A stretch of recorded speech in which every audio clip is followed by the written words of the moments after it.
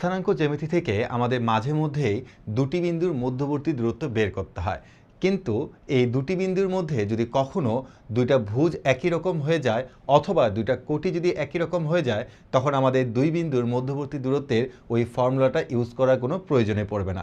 যেমন দেখো, আমাদেরকে তারা এখানে একটা অঙ্ক দিয়েছে যে -3,2 এবং 3,2 এই বিন্দুদের মধ্যবর্তী দূরত্ব কত হবে। তাহলে দেখো, এই কোটি দুটো কিন্তু কি আছে বলতো, সেম আছে। তো যেহেতু কোটি দুটো সেম আছে, তো তাদেরকে আমরা কোনো ফর্মুলার মধ্যেই অ্যাপ্লাই করব না। আমরা ডিরেক্টলি বলবো যে এই দুই বিন্দুর মধ্যবর্তী দূরত্বটা হচ্ছে একটা মডুলাস দিব, এবং এই যে দেখো দুটা বিন্দু আছে, আমাদের ভুজদ্বয় আছে, তাহলে একটা থেকে আমরা জাস্ট আরেকটাকে বিয়োগ করে দিব। এখন তুমি চাইলে -3 থেকে 3কেও বিয়োগ করতে পারো, অথবা 3 থেকে -3কেও তুমি বিয়োগ করতে পারো। তাহলে আমি বলবো হচ্ছে এই x1 থেকে আমি হচ্ছে এই x2কে বিয়োগ করে দেবো। তাহলে আমি পাচ্ছি কি দেখো, -6, তাহলে অ্যান্সার হচ্ছে 6। তাহলে এই সি হচ্ছে অঙ্কের অ্যান্সার। তো ভুজদ্বয় এখানে আমাদের কিছু আলাদা এবং কোটিদ্বয় একই ছিল।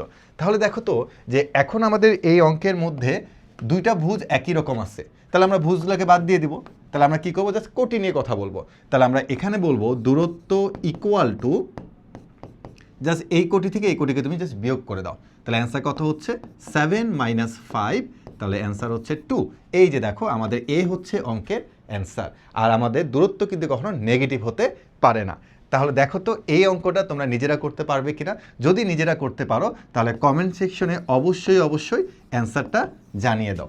এরকম তোমরা যদি আরও অনেক শর্ট ট্রিক্স জানতে চাও, তাহলে অবশ্যই কাব্য ভাইয়ার ম্যাট্রিক্সের এই বইটা তোমার পড়ার টেবিলে রাখো। বিশ্বাস করো, এখানে এত পরিমাণে শর্ট ট্রিক্স আছে যে তুমি কোনো গাইড বই কিংবা কোনো পাঠ্য বইয়ে তুমি এত শর্ট ট্রিক্স পাবে না।